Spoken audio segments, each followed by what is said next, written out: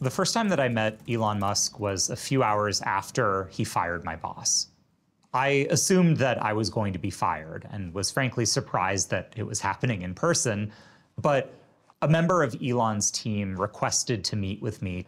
So the initial perspective that somebody on his team had was, well, turn off all access to content moderation tools. Just stop all of it. Nobody moderates anything. Really?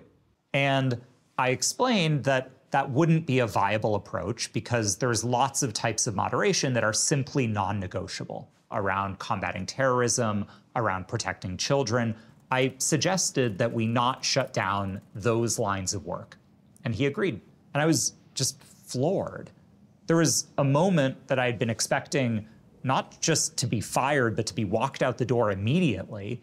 And instead, I was making a recommendation to Elon Musk about content moderation. He agreed with me, and he understood what we were trying to do. And I thought, for a minute, maybe it won't be as bad as we've been assuming. Maybe it's all just for show. Hate speech is surging on Twitter following Elon Musk's takeover, despite... But Musk would soon be tested. He put up the bat signal to racists, to misogynists, to homophobes. Groups that monitor hate speech, like the Anti-Defamation League, spotted a worrying trend. We saw this surge of toxic trolling and hate speech that just blew up on the platform days after the company was bought. There was a trolling campaign that was supposedly testing the waters of the new Twitter.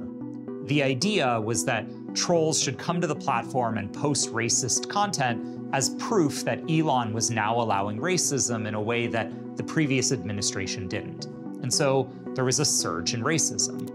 A coalition of groups, including the ADL, called on big advertisers to pause spending on Twitter. This growing list of companies pressing pause on their Twitter ads. Audi's leaving, GM is leaving, Pfizer is leaving. We wanted clarification on how the company was thinking about its policies around addressing hate and harassment on its service. The tactic of working with advertisers and pressuring advertisers is essentially a tactic of, like, let's hit them where it hurts. I mean, advertising is their main revenue stream. Like Procter & Gamble and Unilever and Kraft and Coca-Cola and McDonald's and Starbucks. I mean, these businesses invest billions of dollars in their brands. They spend countless amounts of money to try to connect with consumers.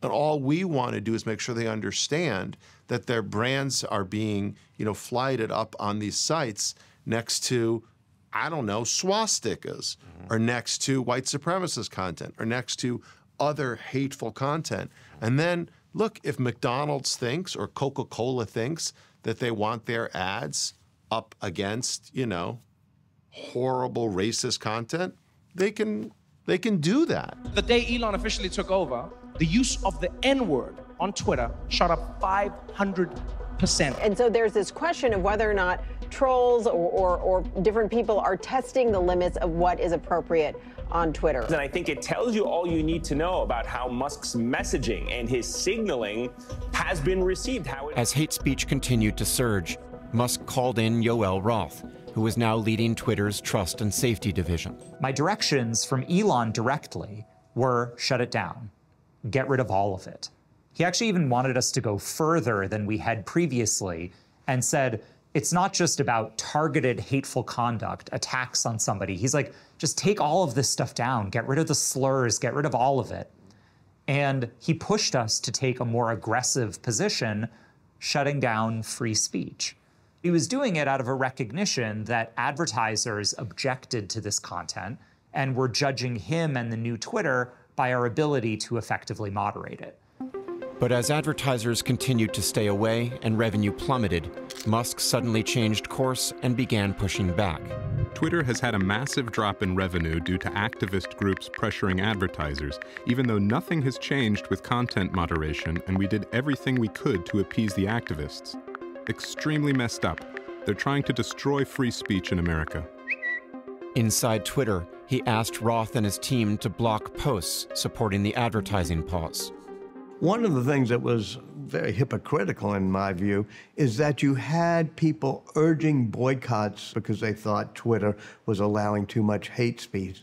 And Musk decided he wanted to shut down some of these people who are advocating a boycott. Well, that goes against free speech principles. That's pure political speech. And Yoel Roth and other people there said, you can't do that.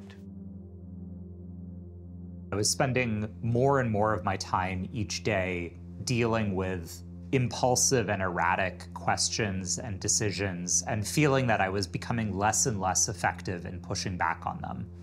I would get questions about conspiracy theories about Twitter's moderation and would have to spend hours answering them.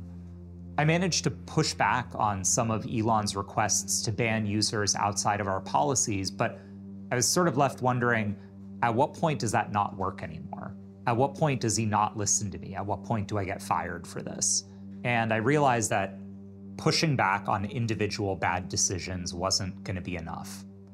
And so I quit.